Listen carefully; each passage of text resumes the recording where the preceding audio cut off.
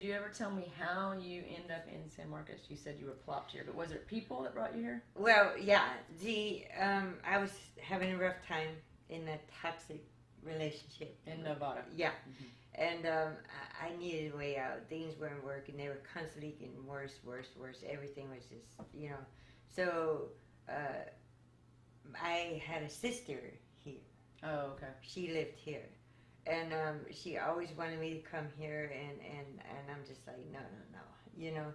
But it was like a perfect opportunity. Benny's dad went out of town for work, and I'm just like, okay, this is my chance. Let's go. Let's get out, because I could have never got out if he was home. Okay. Because we always, He wouldn't let you out. end up in jail, you know. Was there physical abuse? Oh yes. Were you Yeah. hurt badly? No, but he was. Oh, he was. I mean, I was not hurt badly, but he was. Yeah. Okay. I'm just an animal. Don't push me. I'll get you. Uh-huh. But anyway, so it was really bad, and things were bad, and we were about to be evicted again, and just a mess, you know.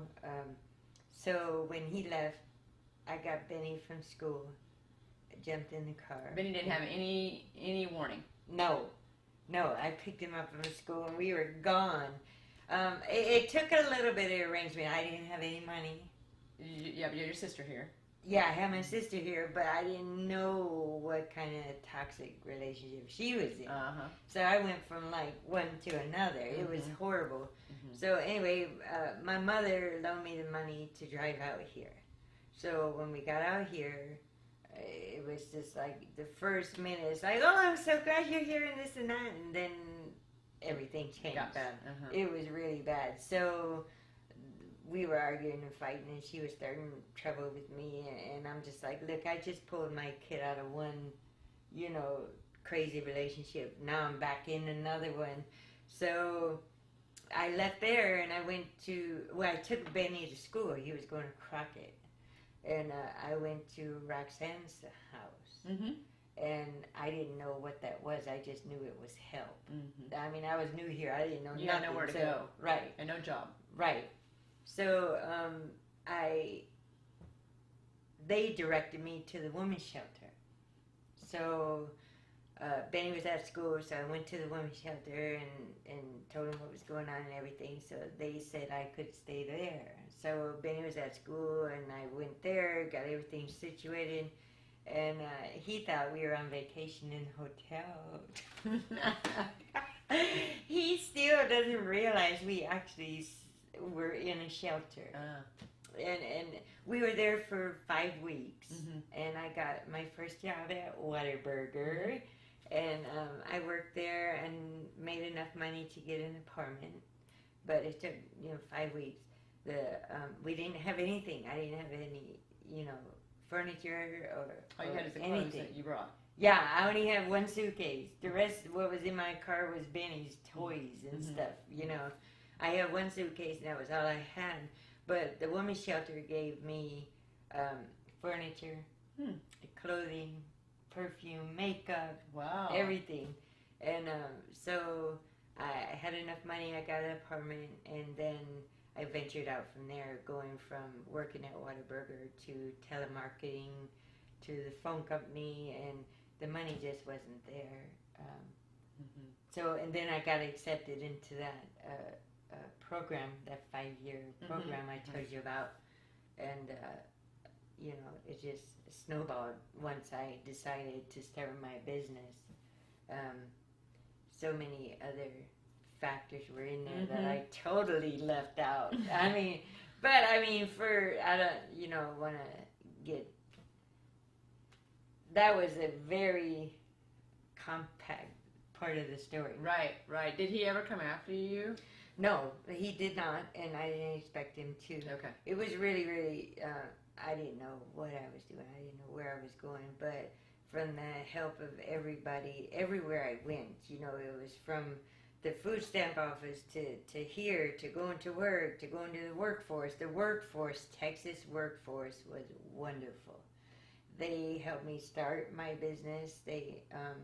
But with these programs, you have to do what they want you to do, and if you don't, they ain't helping you. So they helped a lot.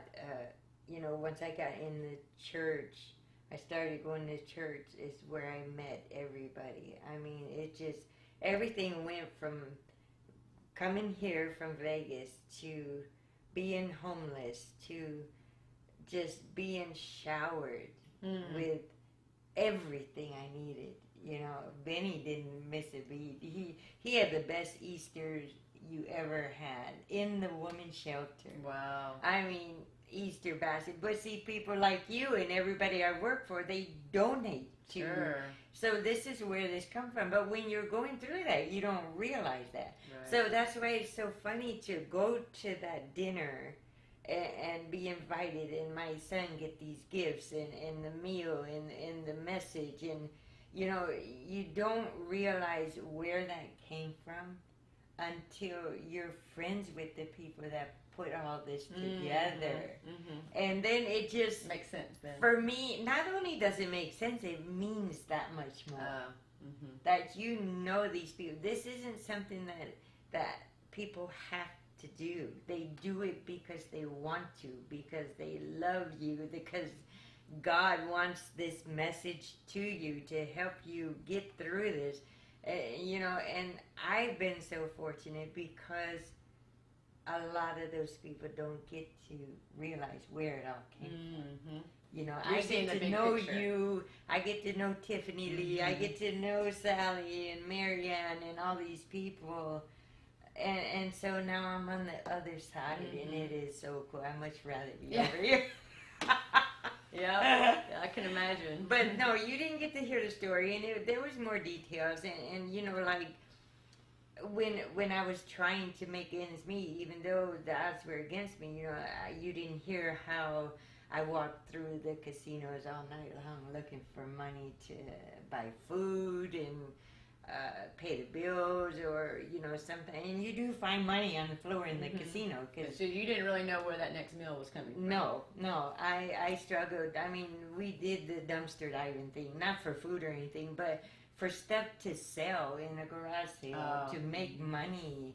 I mean, those are the details. And then, even before that, losing my job. I lost my job because Benny's dad was not there, and I missed too many days at work because he was busy screwing around and stuff, and he wasn't there to watch Benny, and then he didn't bring the money home, so I couldn't afford the daycare, so I couldn't go to work, and then I lost my job. And not only did I lose the job, I lost the health insurance. I lost my retirement I was working towards with the Teamsters Union, and I mean, I didn't just lose my job, I lost my whole life trying to stay with this guy. So, I surely can do better without him. I've lost everything. What is there? You know what I mean? So finally, after 6 years, you just decided, I'm out of here. Yes. I'm sure it was scary because you were going somewhere. Oh, it was scary. It was a total leap of faith, but not once did Benny did not feel any of those bumps. And not once. It was hard, it was scary, but it was so easy. And that's when God was with you. Yeah, he was directing that whole scenario, because I mean, nothing was undone. It was all linked. Every bit of it was linked together. And when you were there, nothing was going well. It was a downward spiral. Right. Did you go without food often? I did. And Benny may tell you, I'm sure he remembers this because he brought it to my attention once before. Now I'm going to get emotional. Okay. Because, when you got a kid that pays that much attention, that he knew how many times I didn't eat so he could eat. He knew. Yeah, he told me that. He said, Mom, I remember. You say, I'm not hungry, you eat. You eat. And he knew. Yeah. I mean, he's 8 years old. He's 7 years old, and he's like, one day, a few years ago, he said, how many times did you not eat so I could eat? I'm like, what? Oh my God, I think that's so crazy, but he knew. He knows how much his mama loves him. Yeah, he knew, and I'm just like, what kid knows that, you know? You thought it was But going he didn't miss a meal ever. I did, but you know, your focus was on him. Yeah. And it sounds like it always has been, and it continues to be. Yeah. Well, and the best part of that is he knows. He knows. And when he told me that, I don't think I've ever been more blown away in my life than when those words came out of his mouth. I'm like, he knows. You know, that was so cool. You thought you just pulled one over on him, right? Yeah. And he knew. He's like, I'm like, I thought I was tricking him just by telling him I'm not hungry or I already ate or, you know.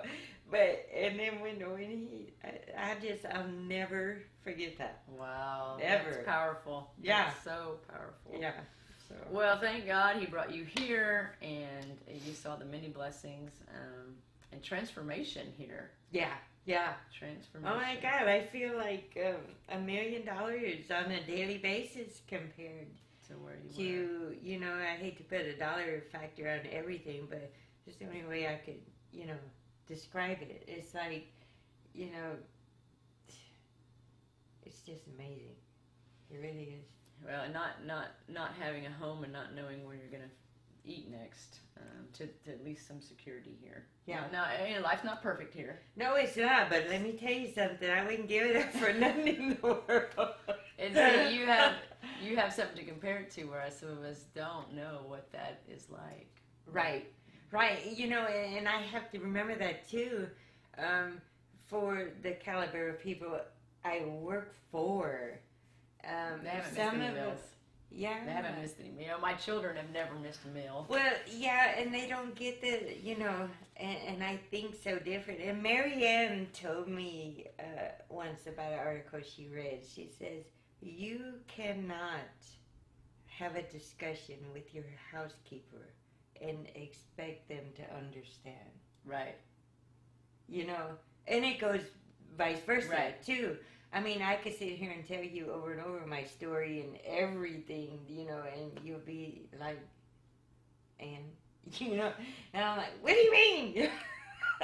You have no idea what it's like, you know, and you really don't. Right. And I don't have any idea what goes through your head because you have the husband and you have the girls and you have, you know, not saying it's any better or worse or mine's any better or worse, but different. Very. But what I can do is I can picture that, you know, and you can help others in that situation. Right. And the way the only thing I know to do is to take my kids and go to Haiti, and we see. Right. And we work with it, and we, you know. And I love that. That's awesome. That's because it's everywhere. That kind of need is everywhere. But sometimes we see that there's not hope. They might stay there. You know, there's you know, and then we get to see with you this transformation and look at Benny's life. Yeah, and how different it is. And that's why I think too we're more than blessed is because we've come out of that. You know, and we know it could be like that at any day. You know, something could, like the flood. Yeah. Okay, the flood. My house got flooded. My car got totaled. You know, it was like that. Scary, and everything could have been taken away, and we would have had to start over. I don't care how much money you got in the bank. I don't care what kind of job you got, how many jewels you got, or whatever you got in your house could be gone. Mm-hmm. So as long as you live knowing, you know, you're grateful for your blessings every day. The Lord gives and takes away. And on that one day, in that couple of hours, we know many people that were homeless after that. Yeah. And I know those people. I work with those people.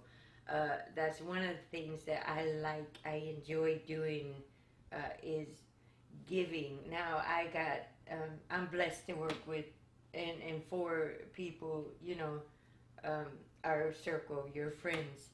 and they have things, or their kids grow out of stuff, and I collect those things and I give them to the people that live right across the street from me that have nothing. Right. I enjoy doing that. Sure, absolutely. Yeah, so now I know the joy that you get from putting on events like Giving Home. Yeah. It's almost like you're connected to two different worlds. Right, and I think that I think You're I the got connector. the upper hand. Yeah, You're the connector. yeah. Wow, that's amazing.